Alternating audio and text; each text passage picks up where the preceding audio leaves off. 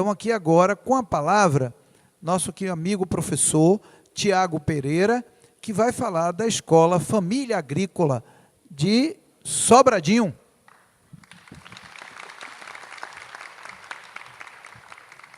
Vou usar o sem fio também para ficar mais tranquilo aqui, né, a transitação. Então, gente, bom dia. Eita, bom dia fraco, né? Lá no sertão, bom dia fraco desse jeito, faltou cuscuz ou leite ou carne de bode. Aqui, com o banquete que a gente teve na estante, né, não era para estar assim desse jeito, não. É o peso do banquete, então, né? Mas bom dia, gente. Ah, melhorou. Então, eu queria fazer uma saudação inicial, em nome, né, de algumas figuras que muito bem contribuem com o movimento das escolas famílias agrícolas e estão aqui nesse evento. Né, o superintendente Ney, a diretora Elisete, a representante lá da Coordenação da Educação do Campo, Laura, e a nossa diretora do NRE 10, lá da Juazeiro, Marinês. Né? Então, que bom estar com vocês aqui. Vou falar um pouco da experiência das escolas famílias agrícolas. Né? De fato, é uma experiência concreta de educação no e do campo, e que ao longo dessa última década vem sendo fomentada com apoio da Secretaria Estadual de Educação. Né? Então, é desse contexto do campo, do rural baiano, do semiárido baiano, que sempre eu vou estar me portando e trazendo para vocês como é que, de fato, o processo de ensino-aprendizagem se materializa no âmbito das escolas famílias agrícolas. Essa atuação da Refaz a partir das EFAs visa, sobretudo, desenvolver uma educação para a vida, né, considerando os sujeitos diversos que vivem no campo. Educação essa que rompe com as velhas lógicas de educação, inclusive da velha lógica da educação bancária, numa perspectiva de difusão de conhecimento, de transferência de tecnologias, muito numa perspectiva de valorizar os saberes locais e, a partir disso, construir processos de ensino-aprendizagem. Então, essas imagens, né, do lado aqui, significa muito, né? Romper, né, com essa dimensão de difusão e construir conhecimentos a partir do chão que esses sujeitos pisam.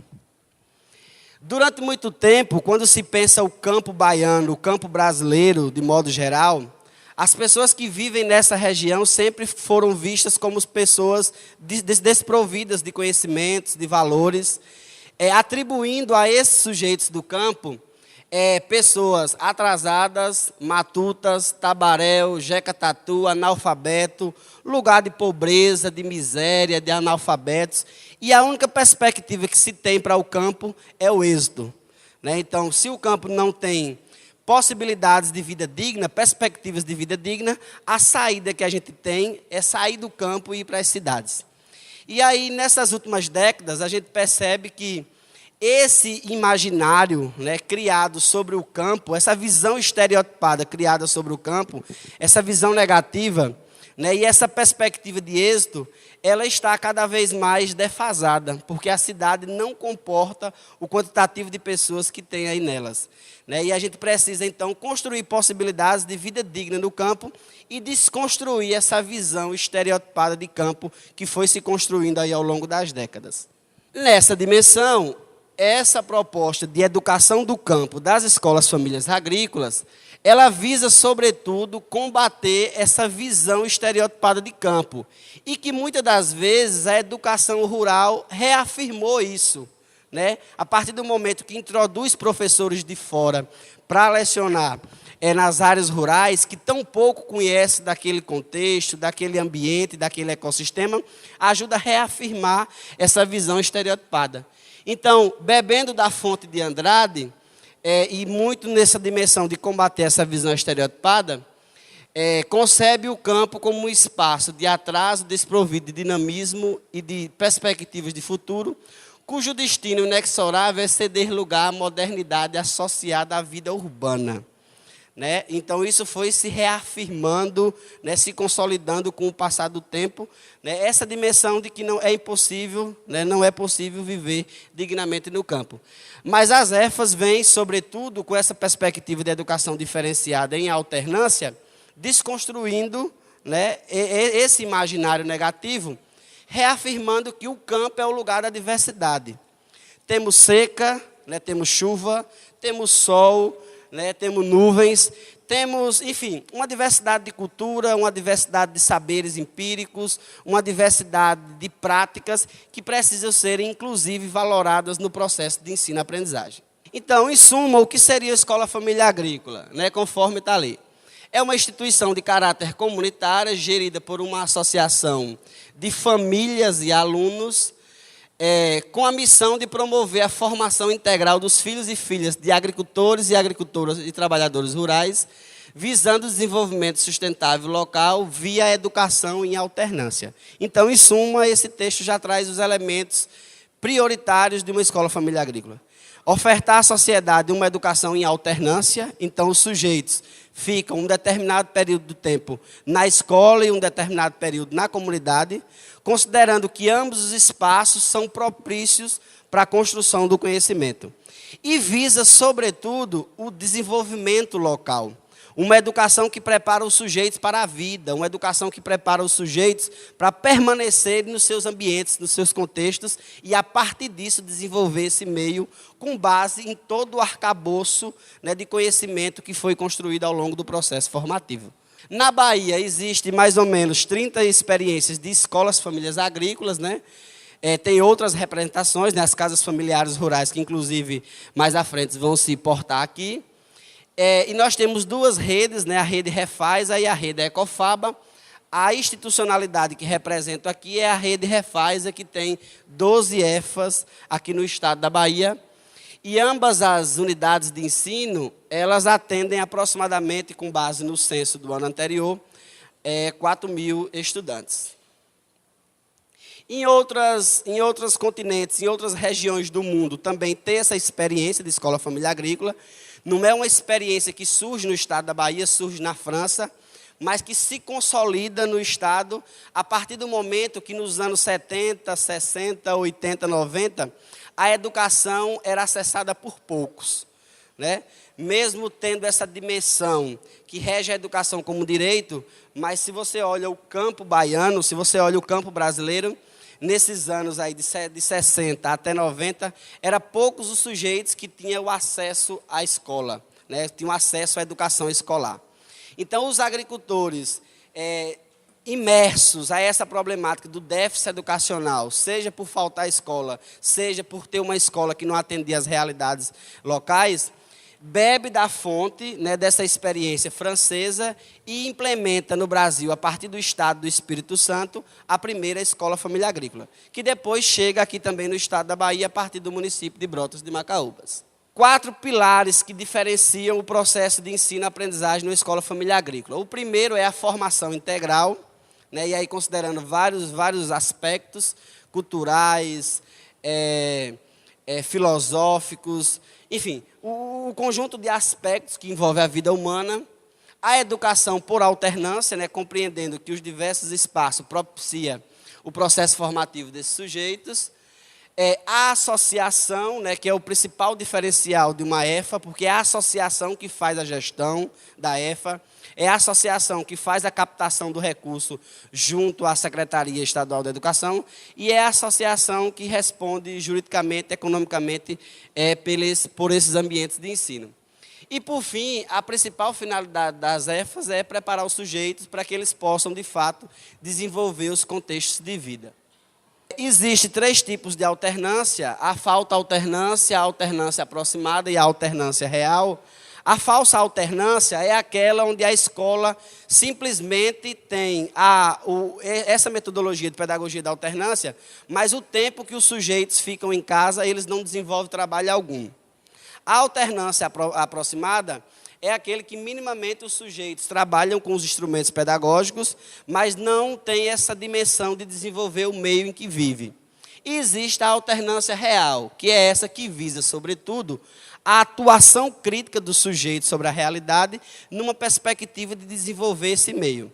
No caso das escolas famílias agrícolas, do qual eu estou me referindo, se trabalha com a alternância real. Né? Segue à risca todos os instrumentos pedagógicos, onde no tempo comunidade não é férias, não é folga, não é lazer.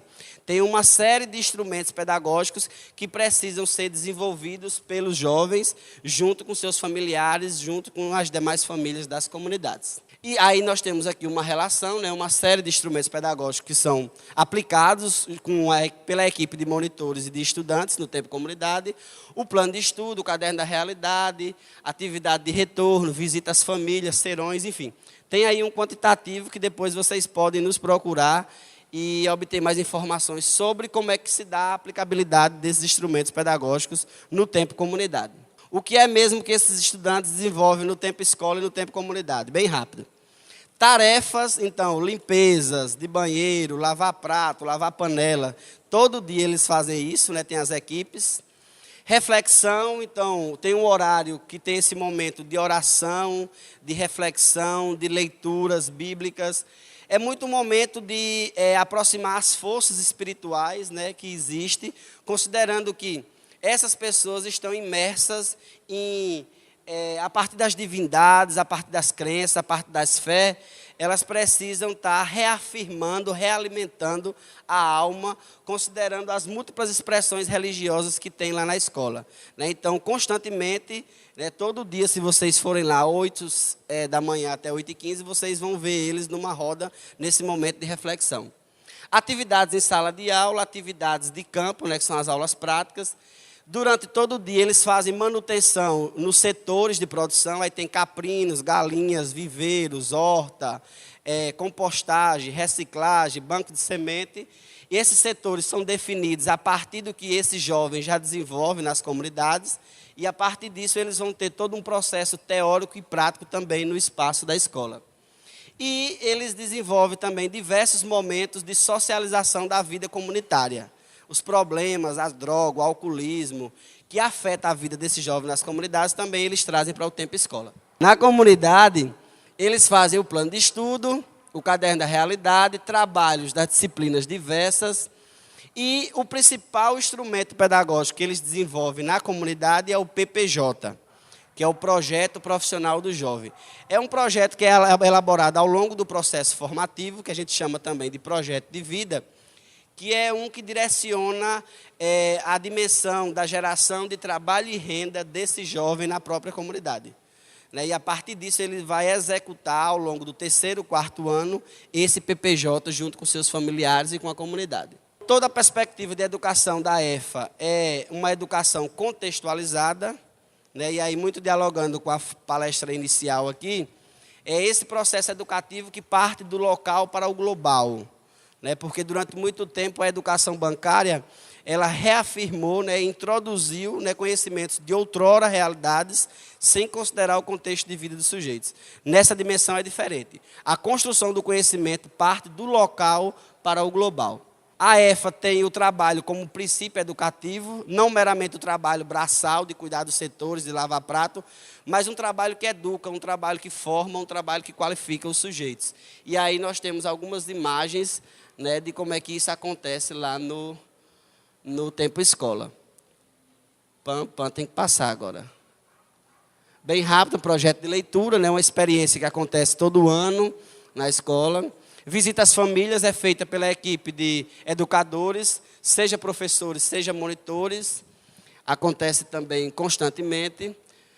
Viagens de estudo, né, um dos instrumentos pedagógicos, com as diversas turmas, e um pouco da estrutura lá, de refeitório, de telhosca, de biblioteca, os prédios, enfim. A gente trouxe aqui 3 desafios para dialogar com essa plenária, numa perspectiva de consolidar a dimensão da educação do campo, né, a partir da experiência das EFAs.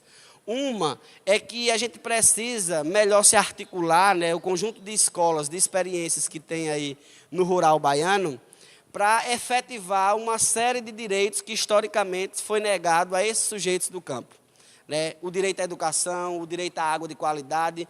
Muitas das escolas hoje do meio rural não têm água potável, não têm estrutura adequada. Então, a gente precisa se organizar para lutar pela efetivação desses direitos que historicamente foram negados. E um específico das EFAs é que a gente ainda tem uma briga aí, uma queda de braço com a Secretaria de Educação, para assegurar, de fato, o repasse para esses estabelecimentos de ensino. Né? Nós estamos em outubro e até hoje os convênios das EFAs não saiu.